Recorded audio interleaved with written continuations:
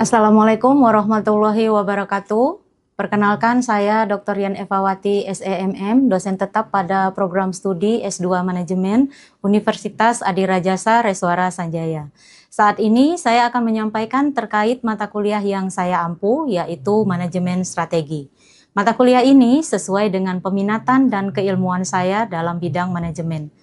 Mata kuliah Manajemen Strategi ditujukan untuk mahasiswa S2 Manajemen semester 3 dengan kode mata kuliah MM20302 berbobot 3 SKS yang diselenggarakan dalam 16 kali pertemuan tatap muka dengan rincian 14 kali pertemuan materi dan 2 kali dalam pertemuan untuk ujian tengah semester dan ujian akhir semester. Secara garis besar, mata kuliah ini membahas konsep dan proses manajemen strategi yang meliputi environmental scanning, strategi formulation, strategi implementation, serta evaluation and control.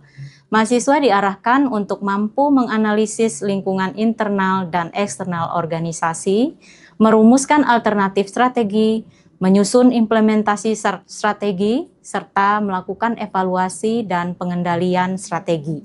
Pada akhir mata kuliah, mahasiswa juga akan dibekali cara membuat mini riset dari usaha yang mereka tentukan dan dituangkan dalam bentuk artikel ilmiah yang akan dipublikasi di jurnal nasional terakreditasi atau jurnal internasional. Adapun capaian pembelajaran lulusan atau CPL Prodi pada mata kuliah ini adalah CPL 4, CPL 5, dan CPL 6 yang telah tertuang dalam RPS dan telah divalidasi oleh Kaprodi dan Gugus Pengendali Mutu Prodi. Capaian pembelajaran mata kuliah yang diharapkan antara lain CPMK 1 adalah mahasiswa mampu menjelaskan konsep dasar, ruang lingkup, dan proses manajemen strategi. CPMK 2, mahasiswa mampu menganalisis lingkungan internal dan eksternal organisasi atau perusahaan, merumuskan serta mengevaluasi alternatif strategi, menyusun rencana implementasi strategi, dan melakukan evaluasi serta pengendalian strategi. Adapun CPMK 3, mahasiswa diharapkan mampu menghasilkan mini riset dan artikel ilmiah berbasis kajian atau studi kasus yang diarahkan untuk dipublikasi pada jurnal nasional terakreditasi atau jurnal internasional. 3 komponen pembelajaran dalam mata kuliah ini adalah mengikuti metode delivery, interaction, dan assessment atau DIA. Untuk delivery, saya melakukannya melalui penyampaian materi secara terstruktur sesuai RPS dengan contoh kasus dan referensi yang saya bagikan melalui Google Drive. Materi yang saya sampaikan juga didukung oleh beberapa media pembelajaran berupa video, kuis interaktif seperti Quizizz, Slido, serta Canva. Interaction pada mata kuliah ini melibatkan 2 arah komunikasi antara dosen dan mahasiswa berupa diskusi, tanya jawab, kolaborasi, dan refleksi. Selanjutnya, asesmen atau sistem penilaian yang saya lakukan mencakup asesmen formatif untuk penilaian proses yang dilakukan melalui kuis, tugas individu dan kelompok, serta penilaian sikap dan keterampilan sesuai RPS mata kuliah. Selanjutnya, asesmen sumatif untuk penilaian akhir berupa UTS dan UAS. Model pembelajaran yang digunakan dalam mata kuliah ini adalah experiential learning, project-based learning, dan case-based learning dengan metode presentasi interaktif, kolaborasi dalam diskusi kelompok, dan membuat mini riset berdasarkan teori untuk memberi solusi dalam hal strategi yang tepat dan berdaya saing. Sedangkan referensi yang saya gunakan adalah referensi karya saya sendiri dan juga buku referensi karya ahli lainnya serta artikel jurnal bereputasi baik tingkat nasional maupun internasional. Berikut ini video pembelajaran mata kuliah Manajemen Strategi pada pertemuan kedua dengan materi environmental scanning. Mari kita simak. Assalamualaikum warahmatullahi wabarakatuh. Waalaikumsalam warahmatullahi wabarakatuh. Selamat pagi semuanya. Sehat semuanya? Sehat. Ya, baik. Semoga kita semua dalam keadaan sehat walafiat. Ini kita sekarang seperti biasa mata kuliah manajemen strategi. Sebelum kita mulai mata kuliah ini, untuk keberkahannya kita berdoa dulu ya. Berdoa, dimulai. Pada hari ini kita pertemuan kedua ya. Yang kemarin kan sudah tentang konsep strategi dan konsep manajemen strategi. Nah, untuk flashback-nya coba ada yang berpartisipasi untuk menjelaskan apa konsep strategi dan manajemen strategi. Silakan. Ya, silakan.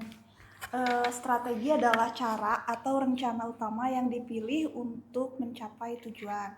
Oke. Kalau manajemen strategi itu adalah proses mengelola strategi mulai dari menganalisis keadaan, kemudian menyusun strategi, melaksanakan strategi, hingga mengevaluasi hasilnya. Oke, benar ya. Jadi strategi itu seperti kita menentukan arah ya. Kita ini mau kemana? Jadi ada 3 komponen dari strategi itu. Jadi kalau kita sebagai pebisnis, jadi kalau untuk mata kuliah manajemen strategi, kita kondisikan bahwa kita ini seorang CEO gitu ya, pemilik usaha gitu. Jadi mindsetnya itu kita ini seorang pengusaha gitu. Jadi kalau untuk strategi, jadi ada 3 komponen strategi. Jadi misalnya untuk suatu bisnis itu ya, kita mau apa nih? Tujuan kita mau apa? Nah, setelah tujuan, kemudian bagaimana untuk mewujudkan tujuan tersebut gitu ya? Apa yang mau kita lakukan? Kemudian setelah kita menentukan apa yang mau kita lakukan, tentu ketika ada pesaing apa nih? Kita harus lebih unggul dari pesaing tersebut, begitu ya. Jadi apa, bagaimana, kemudian selanjutnya apa gitu. Jadi itu 3 komponen penting dari strategi. Sementara kalau manajemen itu kan artinya manajemen mengelola gitu ya, mengelola strategi tersebut.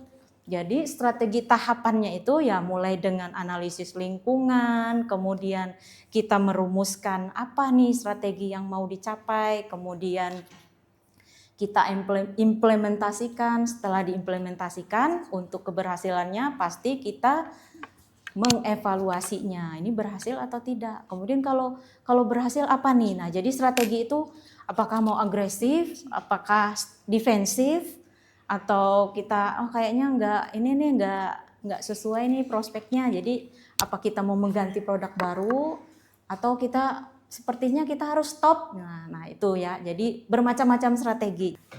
2 lingkungan yang perlu diamati. Nah, apa lingkungan yang perlu diamati? Tadi seperti saya lihat. Jadi gini, kalau lingkungan itu seolah kita di dalam rumah gitu ya. Jadi rumah itu ya ibaratnya perusahaan atau organisasi ya.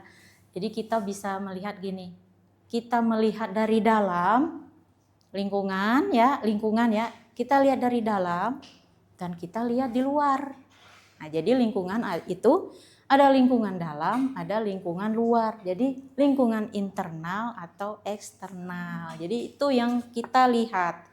Jadi lingkungan dalam nih seperti SDM dan keterampilan. SDM itu tentu karyawannya gitu ya. Keterampilannya apa aja, mereka bisa apa saja karyawan kita nih gitu. Kemudian yang kedua modal dan keuangan, bagaimana modal kita, apakah terbatas, apakah apa cukup besar gitu ya. Kemudian ada teknologi apa saja yang kita miliki gitu. Pokoknya kita semua yang di dalam perusahaan ya. Kemudian ada kualitas produk kita seperti apa, kan kita yang tahu ya. Kemudian budaya kerja kita seperti apa di dalam.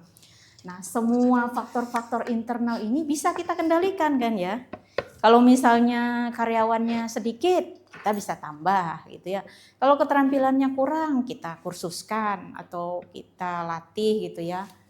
Teknologi, kualitas itu semua bisa kita kendalikan ya. bisa kita kendalikan karena itu di dalam gitu ya, di dalam perusahaan misalnya ya. Nah, namun kalau yang kedua itu eksternal di luar, kita tidak bisa mengendalikannya, tapi mempengaruhi bisnis kita, gitu kan ya. Kita nggak bisa nih mengendalikan yang terjadi di luar, tapi kita bisa tapi mempengaruhi bisnis kita gitu ya. Misalnya terjadi inflasi, ya kan? Jadi kan otomatis harga-harga bahan baku itu naik gitu ya. Jadi berpengaruh ya ke kita kan. Yang tadinya kita mungkin harga satu produk kita misalnya 10.000 gitu ya. Karena inflasi bahan baku segala naik, kita terpaksa menaikkannya. Nah itu, tapi kan kita nggak punya daya gitu ya. Cuma kita yang menentukan strateginya apa nih untuk mengatasi inflasi tersebut gitu ya. Nah jadi dari yang eksternal ini, nah itu ada pelanggan, pesaing, kemudian ada pemasok, distributor, kondisi ekonomi, perkembangan teknologi, dan aturan pemerintah gitu ya. Kita tidak bisa mengendalikannya, tapi mempengaruhi bisnis kita. Nah, bagaimana kita mengantisipasinya? Seperti itu ya.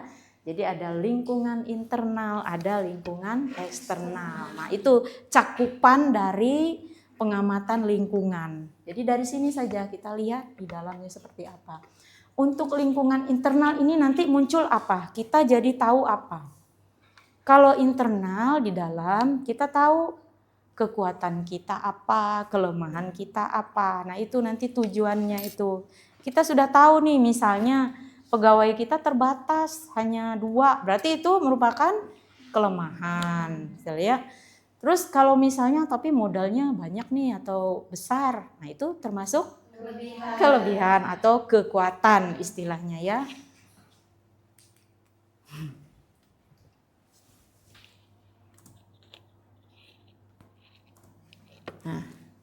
Nah, sama dengan yang tadi, yang internal untuk mengkategorikan apakah ini kelemahan atau kekuatan.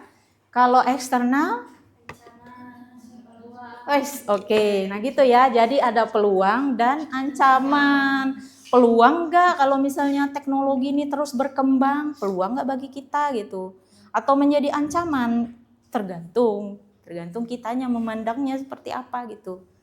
Jadi kalau ada perubahan di luar, termasuk pelanggan, misalnya pelanggannya lari nih ke usaha yang lain gitu ya, atau ke toko sebelah gitu.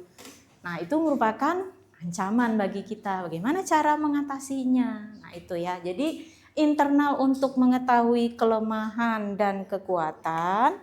Kalau eksternal, peluang dan ancaman. Nah itu ya. Jadi itu tujuan untuk mengetahui lingkungan internal dan eksternal.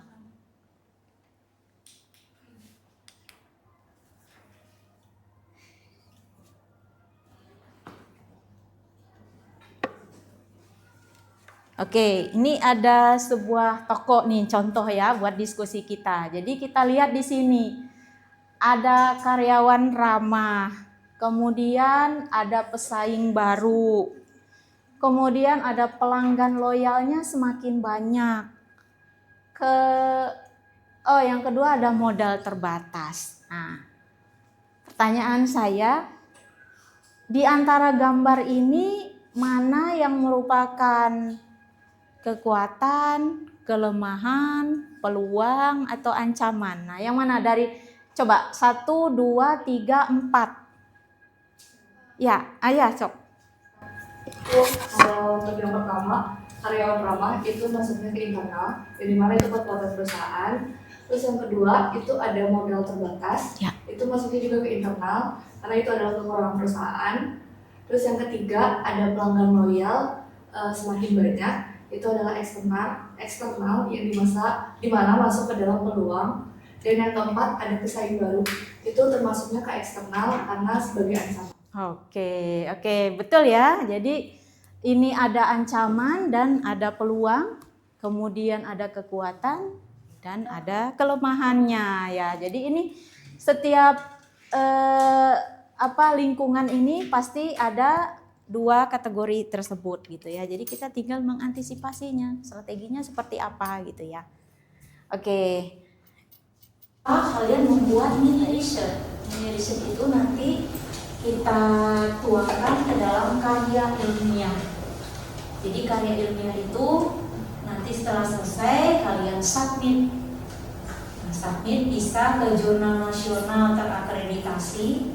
Jadi bisa jurnal Sinta 4, 5 atau 6 gitu ya. Kalau 3 doang ketinggian. Gak apa-apa, yang minimal Sinta yang sudah terakreditasi. Atau bisa juga dengan jurnal internasional. Gak apa-apa, nggak usah, gak apa-apa, tidak bereputasi. Yang penting jurnal internasional. Ciri-cirinya apa? Berarti berbahasa Inggris. Itu ya, jurnal internasional. Nah, targetnya apa? Targetnya itu minimal sampai tahap LOA. LOA itu Letter of Acceptance. Isinya apa? Bahwa artikel ini telah diterima dan akan diterbitkan bulan apa, volume keberapa, nah itu namanya LOA ya. Jadi hanya sampai di situ. Tapi kalau misalnya jurnal internasional ini ada yang tidak mengeluarkan LOA, jadi dia hanya kata-kata gitu ya dari korespondensi atau email bahwa artikel Anda diterima. Nah, itu sudah cukup. Jadi tidak perlu harus ada LOA. Jadi cukup misalnya di screenshot gitu ya dari email atau dari jurnalnya. Nah, itu targetnya ya. Syukur-syukur sih bisa publish, tapi saya tahu kalau publish itu memakan waktu agak lama gitu ya.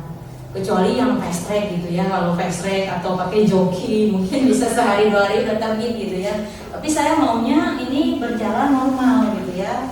Kalian melakukan mini research, usahanya apa, seperti tadi aja. Jadi seperti studi kasus apa gitu produknya. Kemudian beri pertanyaan atau melakukan menyebaran kuesioner bisa ya, pakai kuesioner. Jadi itu tinggal metodenya, mau metode kuantitatif, mau metode kualitatif. Kalau kualitatif kan tinggal diwawancara gitu ya, tinggal ditulis. Kalau kuantitatif berarti menggunakan kuesioner kan ya. Kalau kuesioner setuju, tidak setuju, nah itu ya. Jadi tinggal kita pakai data kalau kuantitatif. Oke ya, itu untuk tugas kelompoknya. Jadi nanti tugas kelompoknya dibagi aja oleh ketua kelasnya ya. Maksimal itu 4 orang. Maksimal gitu ya. Boleh aja misalnya 3 atau 2 gitu ya. Diusahakan tidak sendiri gitu ya. Karena kan namanya penelitian kan gak mungkin tunggal gitu ya. Kan ada harus berbagi tugas. Ada yang mewawancara, ada yang menulis, ada yang mengolah data. Nah, ini nanti tugasnya dikumpulkan H+7 setelah perkuliahan kita selesai ya, setelah pertemuan ke-16. Jadi nanti dikumpulkan aja di GCR yang sudah kita buat ya. Oke ya. Seperti itu.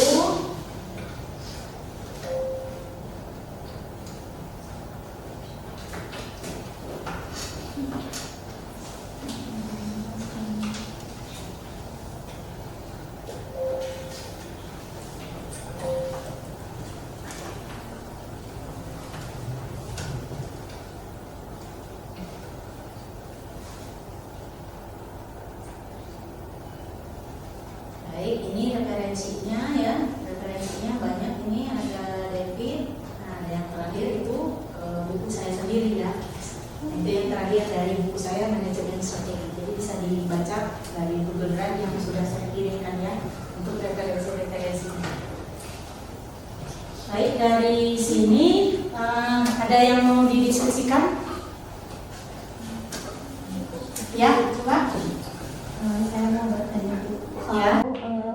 kenapa sih usaha kecil itu susah banget untuk maju atau kayak toko fashion atau toko makanan, bengkel dan lain-lain itu kenapa sih susah untuk maju atau bahkan susah untuk besar, bahkan ketika si pemiliknya itu sudah meninggal atau tidak ada, dan itu kenapa sih nggak bisa maju?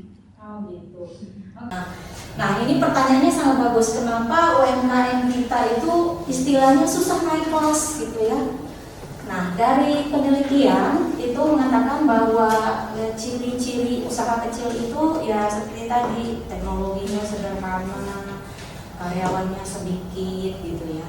Itu salah satunya. Nah, menurut penelitian ada 3 yang menyebabkan usaha kecil kita itu susah naik kelas.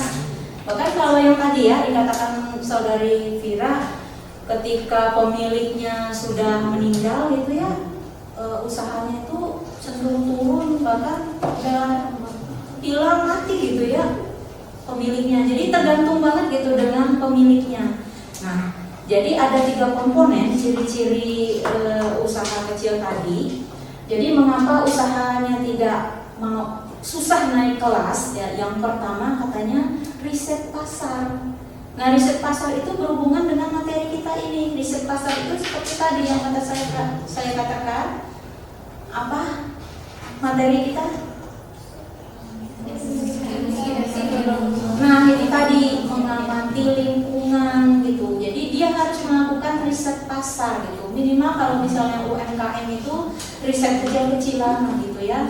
Bisa diwawancara gitu. Misalnya untuk produk makanan, kita tanyakan ke Gen Z itu senangnya itu makanannya seperti apa gitu kan ya. Atau kalau pembayaran tadi, pembayaran QRIS, karena anak bisnis sekarang lebih suka melakukan pembayaran secara digital, kita menyediakan apa yang dibutuhkan. Itu riset pasar gitu ya. Jadi penting sekali ketika kita mau melakukan usaha atau usaha kita yang sudah jalan, kita perlu melakukan riset pasar gitu. Jadi jangan hanya berjalan tanpa tujuan, tanpa melihat kiri kanan gitu ya. Nah, kita perlu riset pasar. Nah, yang kedua apa? Yang kedua itu pendelegasian wewenang. Jadi kan kalau UMKM ini cenderungnya untuk trust ke orang itu susah ya. Jadi kalau biasanya dia hanya mendelegasikan wewenangnya misalnya ke istrinya atau ke anaknya gitu ya. Atau dia juga nggak percaya, dia lakukan sendiri gitu ya, dari mengangkat barang, dari mengirim, dari membeli, sampai mengunci pintu juga kan dia gitu sendiri, one man show gitu ya. Akhirnya kan capek sendiri ya.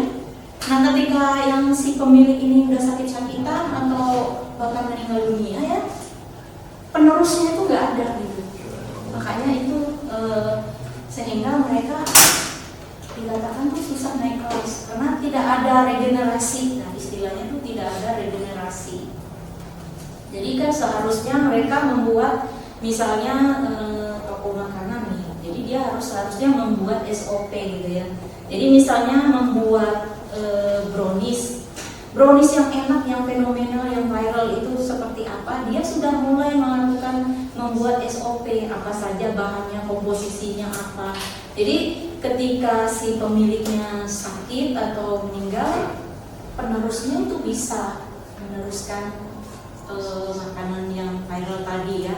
Jadi itu intinya harus ada regenerasi atau mendelegasikan wewenang ke karyawan-karyawannya. Jadi ketika dia tidak ada, jadi usahanya itu bukan satu, mungkin nanti buka cabang 1, 2, 3, bahkan sampai 100 ya. Yang tadi Eiger katanya sampai 1000 ada di seluruh dunia. Yang Eiger tadi itu tuh kan berangkat dari usaha kecil. Jadi yang pemiliknya itu benar-benar jadi bos gitu loh, nggak banyak kerjaan, hanya strategi apa kan memang itu tugasnya ya. Kalau top manajemen itu kan memikirkan ini mau dibawa kemana nih, strategi apa.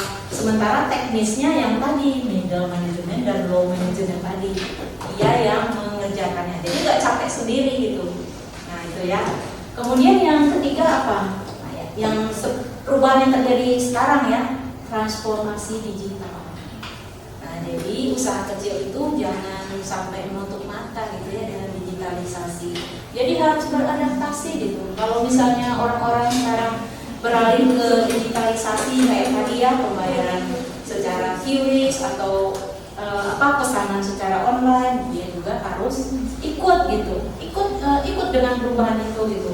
Tapi tetap dengan strateginya, tetap dengan tujuannya gitu ya, supaya mereka tetap berdaya saing ya, tetap keberadaannya itu tetap ada, bahkan sampai naik kelas. Nah, yang tadi seperti pengusaha Eiger tadi, dari pengusaha kecil sekarang dia sudah kategorinya pengusaha besar, usaha besar gitu.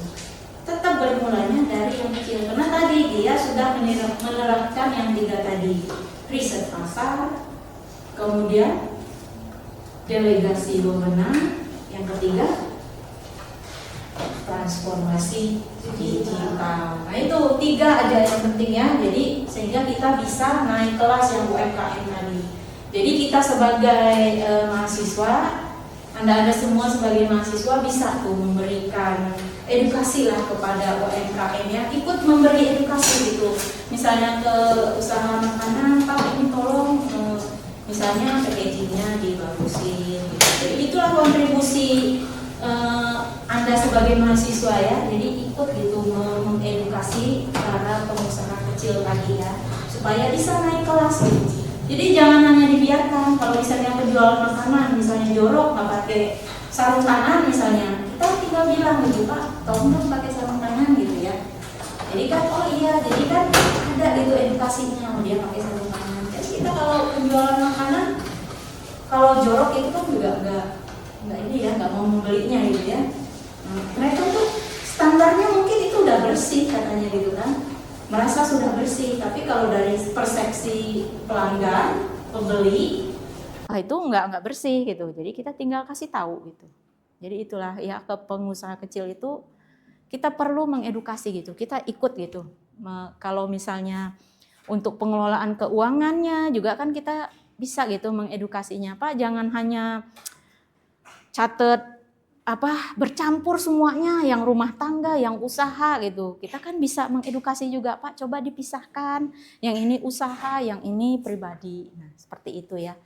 Jadi intinya kita sebagai mahasiswa semuanya ini, Anda semua sebagai mahasiswa generasi penerus perlu mengedukasi pengusaha-pengusaha kecil ya yang lain ya, supaya mereka bisa naik kelas gitu ya.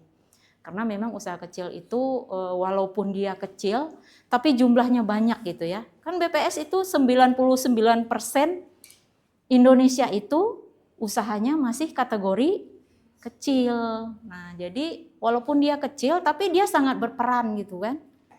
Makanya kita harus ikut andil mengedukasinya. Oke ya, seperti itu. Ada lagi yang mungkin yang mau didiskusikan? Ada? Sudah cukup. Baik. Alhamdulillah pertemuan kedua kita ini telah selesai.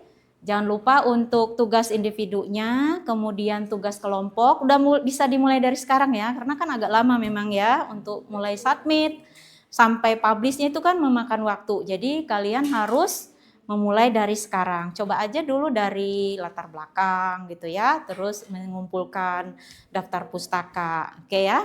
Baik, saya cukupkan pertemuan kita pada hari ini. Terima kasih. Assalamualaikum warahmatullahi wabarakatuh. Waalaikumsalam warahmatullahi wabarakatuh.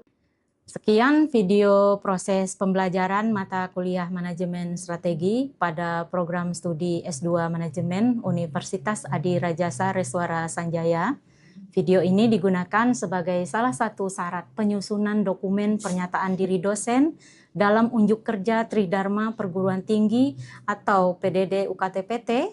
Semoga dengan adanya video praktik pembelajaran ini bisa menjadi bahan pertimbangan penilaian pada sertifikasi dosen gelombang 1 tahun 2026. Akhir kata saya ucapkan terima kasih. Wassalamualaikum warahmatullahi wabarakatuh.